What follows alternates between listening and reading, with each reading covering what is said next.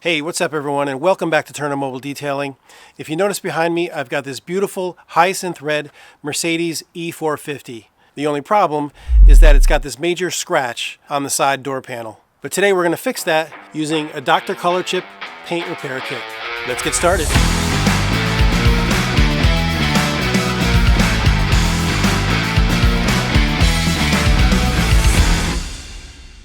Okay, so here's our scratch and our defect right here.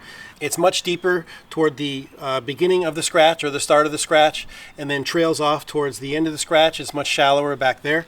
So judging by the direction of the scratch and also the depth from start to finish, it looks as if a rock was kicked up at some point on the side of the vehicle and hit here and then trailed off here and left this obscene gouge on the otherwise beautiful hyacinth red paint job.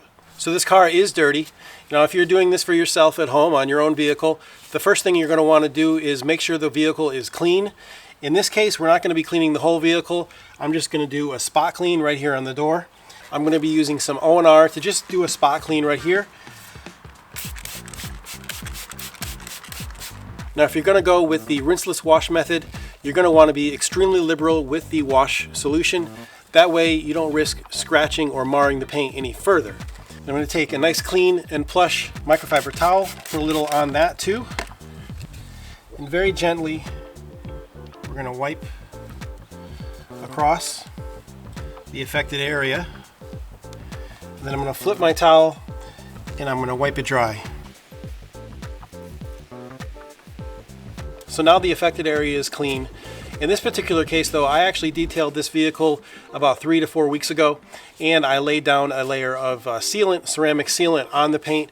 So I want to strip that off the affected area to make sure there's nothing inside the gouge, inside the rock chip slash scratch that would impede the paint repair from bonding to the substrate.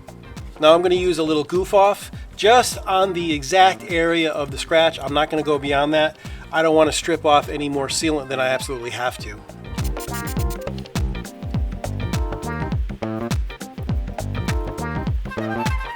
Okay, so the goof off should have stripped off any sealant that was inside or around the immediate area of the scratch and chip. So the next step, the final step in cleaning the area and prepping, is to use a alcohol mixture.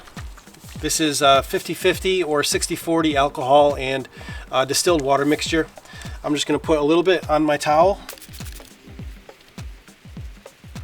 And what that's going to do is clean off any residue of the goof off. Make sure there's no solvents in or around the paint chip and paint scratch. Okay, so now that the prep work is done, now it's time to open up our Dr. ColorChip kit. So this kit includes a pair of black nitrile gloves. We obviously don't need those. We'll save those for another time. It comes with the hyacinth red color match paint, also the Seal-Act that will seal and blend the paint after it's been applied, and also a little applicator brush. And then finally it comes with a little folded micro knit lint-free towel to blend the paint with the Seal-Act. So the beautiful thing about the Dr. ColorChip process is that it's super simple. You just take the paint, make sure it's shaken up really well. Now a lot of times you're fixing rock chips on more of a horizontal panel like the hood. You can just take a drop of this right from the bottle and dab it right next to the chip, and then take your finger and kind of gently swipe it over top of the chip. That way it kind of leaves more of a uniform surface over top of the chip, instead of conforming the paint into the chip, which is what you don't really want to do. You want to leave a nice uniform surface of touch-up paint over top of the chip, and then afterwards you're going to blend it down. Now, since this is sort of a deeper scratch or deeper gouge or deeper rock chip, it's probably going to take at least 2 or 3 applications. When you have a deeper defect, one application most likely won't do it. You're going to have to build it up inside the chip so that it's flush with the exterior surface of the clear coat outside the chip. So since we're working on a vertical panel and not a horizontal panel, and I can't just dab on the paint on the surface, it would be very difficult to do that and not have it just run right down the panel. So what I'm going to do is I'm going to take the lid off. I've already shaken it up well, and I'm going to dab a little bit Got just a little bit, and I'm going to put it right inside the chip in this case. Don't be afraid to be a little liberal with it. Now you can see I've used much more than is necessary. Now the important thing here is the timing. I like to let it sit around 2 to 3 minutes. So that's what we're going to do. I'm going to set a timer.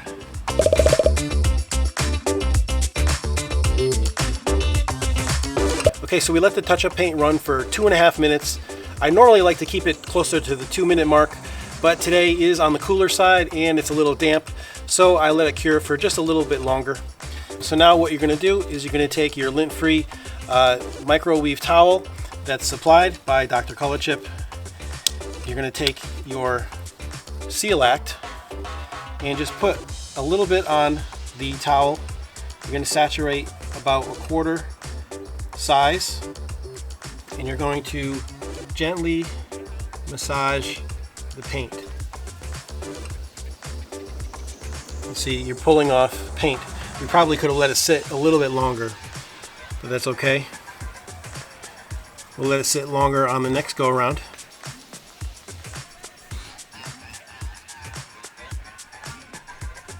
As you can see, I should have let it dry just a little bit longer, maybe another minute. We actually pulled some of the color out of the chip. So for our second application, we'll definitely have to let it sit about a minute longer.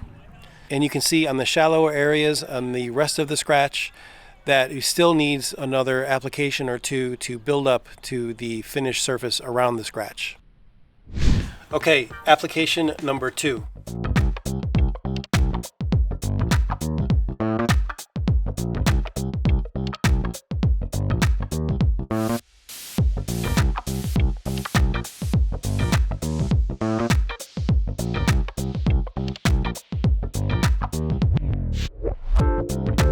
Okay, so for this application, we're going to let it cure up for about an extra minute or so.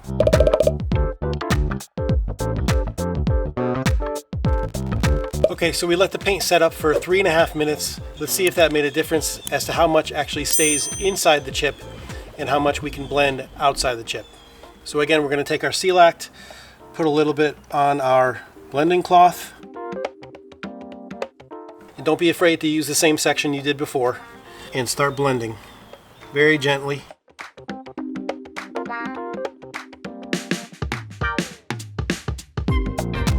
Now one thing you want to do, especially towards the final stages, especially if you're doing more than one application, is to remove the excess paint in perpendicular patterns from the scratch. You don't want to go parallel with the scratch. Do a little bit more.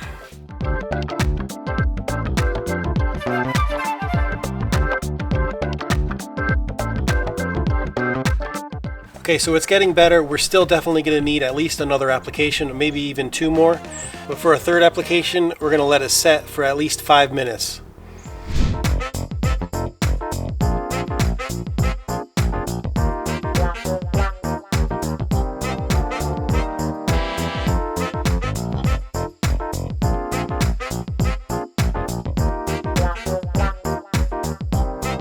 All right, let's let that set for 5 minutes.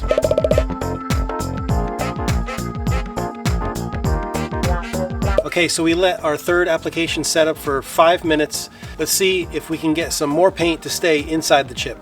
So for this third wipe down, I'm actually going to use the other side of the Seal Act towel. So if you are working on a vertical panel and you daub the paint inside the chip or the scratch, you always run the risk of that paint oozing out before it cures. So one little trick to avoid that is to not only dab a little bit in the chip, but also dab a drop just above it, or just above the scratch, the length of the scratch, so that as it weeps down, it weeps into the chip or into the scratch so that you're not losing paint outside the scratch. As we're experimenting with different cure times, the ambient temperature and humidity does play a factor. Dr. ColorChip does say that the paint can be left on the panel in the chip or in the scratch for a long period of time, I believe up to 24 hours. But it is to be noted that the longer you leave the paint on the panel, the harder it's going to be to remove. Alright, there's a marginal improvement. I think we're going to have to use just a little bit less paint and let it sit on the panel just a little bit longer still for our fourth application.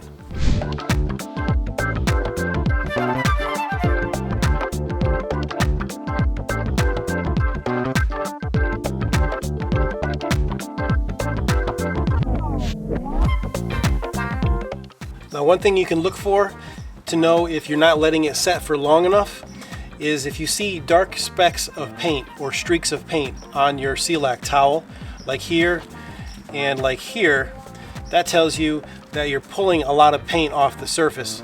And that means you're either using too much paint in the first place, so that at the end of the cure time, whatever you're leaving it for, 2 minutes, 3 minutes, 5, whatever, that the paint is too thick to cure down to the substrate level within that allotted time.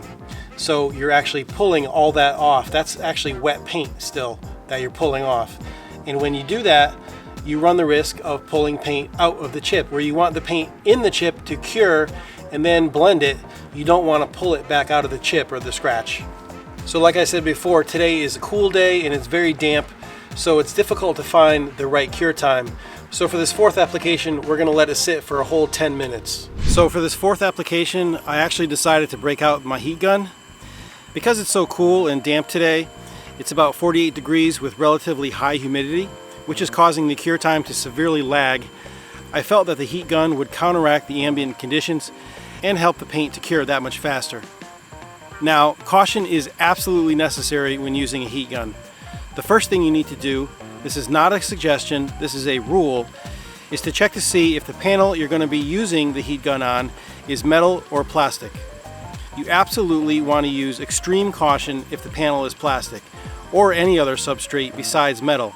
And even a metal panel warrants caution, because the heat gun, even on low, will more than likely ruin the factory paint on a plastic panel, and even the panel itself.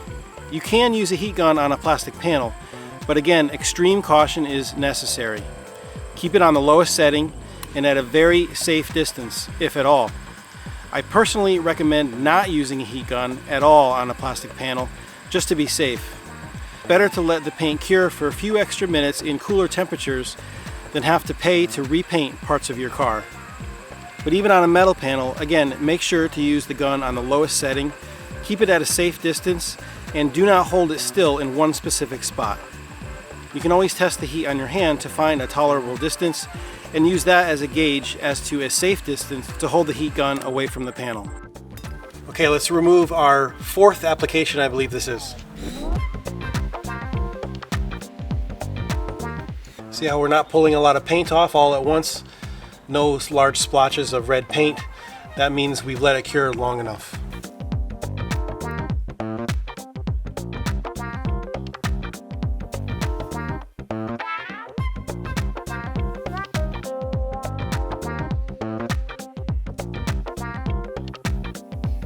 Okay, so that application actually went much better. A lot more paint stayed inside the chip in the scratch. It's still not exactly where I'd like it to be, so we're going to do one more light application just to try to level off the paint that's inside the chip in the scratch with the surrounding area.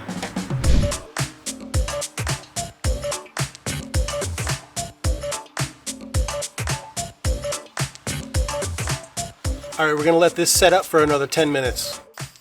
So again, even though I'm using much less paint on the final application, I'm using the heat gun just to make sure I get a proper initial cure.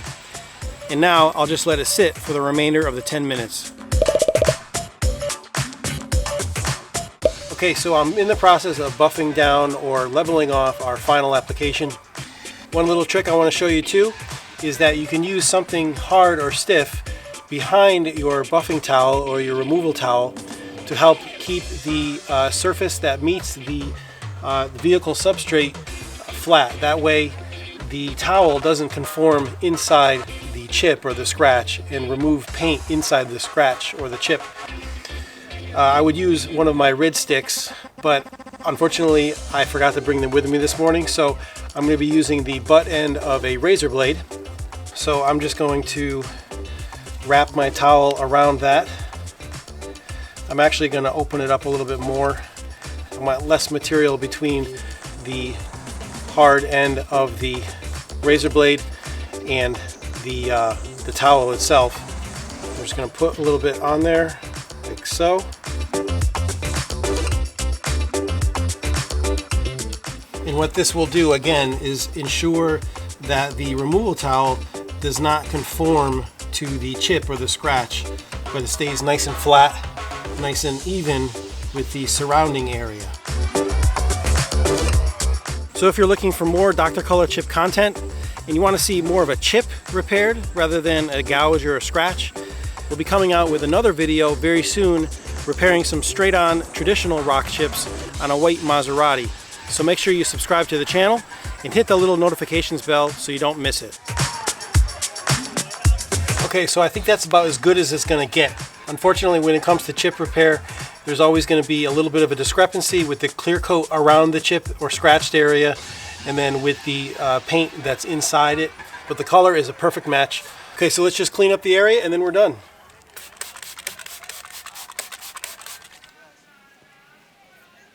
So now let's take a look at the final results. So just like any chip repair, it's impossible to make the chip disappear entirely, especially with a larger chip or scratch like this. So when we look close, obviously it's still a little visible. But when we step back, even by only a few feet, it all but disappears entirely. Alright everyone, well thanks for watching. I really hope this provided some valuable instruction into the Dr. ColorChip scratch and chip repair system. It's a really great system. You just have to be a little patient with it, that's all. And again, gauge your drying times, gauge your curing times, depending on the ambient temperature and humidity. So if you did find value in this video, please don't hesitate to give us a like right down below. And if you haven't already, please consider subscribing to our channel. That way you don't miss any future auto detailing content just like this. Thanks so much for watching.